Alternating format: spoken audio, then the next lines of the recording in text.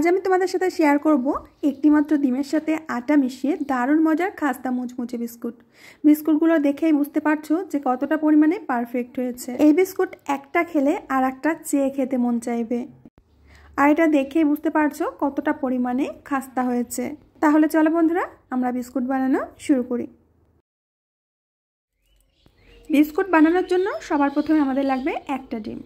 এখন এই ডিমটাকে ফাটিয়ে বোলের মধ্যে দিয়ে দেব।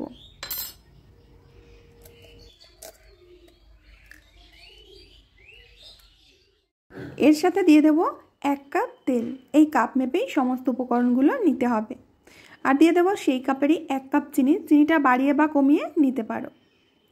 এবার দিয়ে দেব সামান্য লবণ। লবণটা দিলে বিস্কুটটা খেতে বেশি টেস্ট হবে। তো এবার সমস্ত উপকরণগুলোকে খুব ভালো করে একটু সময় নিয়ে এইভাবে ফেটিয়ে নিতে হবে।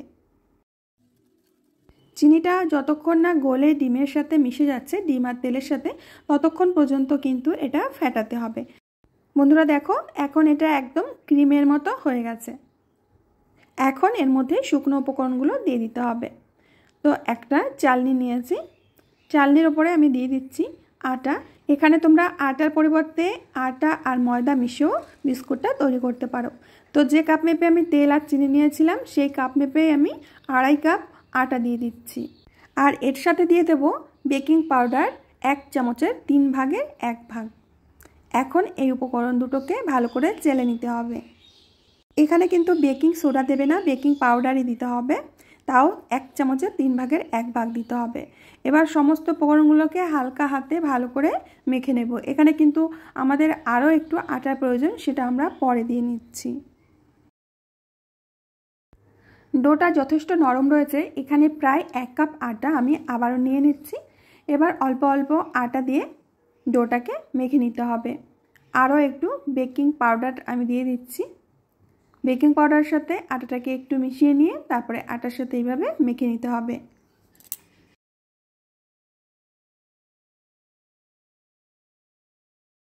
ডোটা আমাদের মেখে নেওয়া হয়ে গেছে। ডোটা ঠিক এরকমই হবে। এবার একটা প্লেট দিয়ে আমি ঢেকে এটাকে রেস্টে রেখে দেব প্রায় 10 মিনিট মতো। আজকের বিস্কুটটা আমি কড়াইতে তৈরি করব। এর জন্য একটা স্টিলের থালা নিয়েছি। থালার মধ্যে সামান্য একটু তেল দিয়ে তেলটা খুব ভালো করে এইভাবে ব্রাশ করে দিতে হবে। সবার বাড়িতে সবসময় বাটার পেপার থাকে না, যদি হাতের কাছে থেকে থাকে তো বাটার পেপার দিতে পারো। থালাটাকে আমি তেল ব্রাশ করে নিয়েছি। এদিকে আমাদের আটাটা এতক্ষণে সেট হয়ে গেছে। তোমাদের আমি দেখিয়ে দিচ্ছি। সফট একটা ডো এখানে তৈরি হয়ে গেছে। এবার এখান থেকে অল্প অল্প করে ডো নেব। ডোটা আর মাখামাখি করার দরকার নেই। প্রথমে এইভাবে হাতের মধ্যে নিয়ে গোল করে নিতে হবে।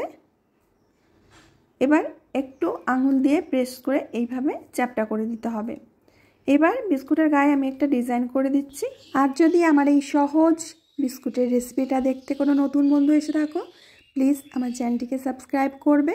পাশে থাকা বেল বাটনের অল অপশনে ক্লিক করবে, যাতে প্রত্যেকটি ভিডিও আপলোড হওয়ার মাত্রই সবার প্রথমে তোমার সামনে পৌঁছে যায়। বন্ধুরা, একে একে প্রত্যেকটি বিস্কুট আমি তৈরি করে নেব। তোমাদের বোঝার সুবিধার্থে আবার একটি বিস্কুট আমি বানিয়ে দেখিয়ে দিচ্ছি। প্রথমে হাতের মধ্যে নিয়ে গোল করে এইভাবে একটু চ্যাপটা করে নেবে। তারপরে চামচ দিয়ে এইভাবে করে একটা ডিজাইন করে নেবে।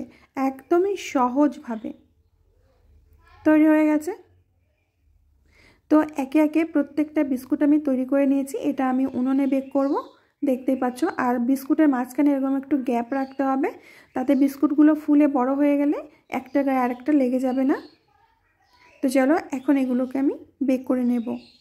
আগে থেকে একটা কড়াইকে প্রিহিট হতে দিয়েছিলাম। 10 মিনিট মতো আমি কড়াইটাকে প্রিহিট করে নিয়েছি। এখন ঢাকনাটা খুলে নেব। আমি কড়াইয়ের মধ্যে কোনো স্ট্যান্ড বসিয়ে দিইনি, কারণ আমার থালাটাই এতটাই বড় যে এই থালাটা এতটা বড় যে স্ট্যান্ডের দরকার হয় না। তো থালাটাকে সাবধানে বসিয়ে দিলাম।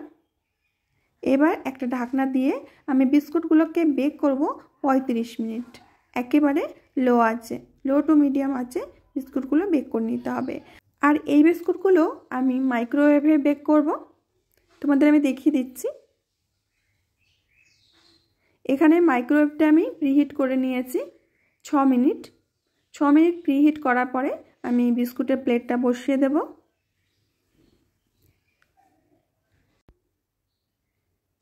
এবার আমি 180 ডিগ্রি তাপমাত্রায় বিস্কুটগুলোকে টাইম সেট করে 20 মিনিট মানে 20 মিনিট বেক করে নিতে হবে। স্টার্ট করে দিলাম।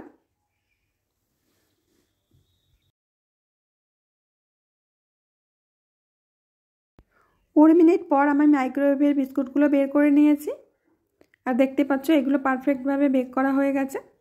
এবার কড়াইতে যে বিস্কুটগুলো ছিল সেগুলো আমরা দেখে নেব। পুরো 35 মিনিট পর আমি ঢাকনাটা খুলে নিচ্ছি।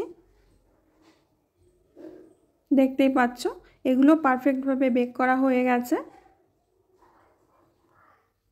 তবে মাইক্রোওয়েভের বিস্কুটগুলো কালারটা খুব সুন্দর হয়েছে। ঠান্ডা হওয়ার পর বিস্কুটগুলো আমি একটা প্লেটে সাজিয়ে দিচ্ছি।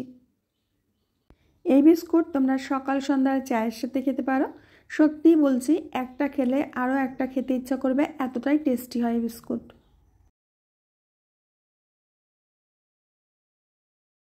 তো নাও বন্ধুরা, তৈরি হয়ে গেছে আজকে আমাদের মজাদার বিস্কুট রেসিপি, যেটা একটা ডিম আর আটা দিয়ে তৈরি করা হয়েছে।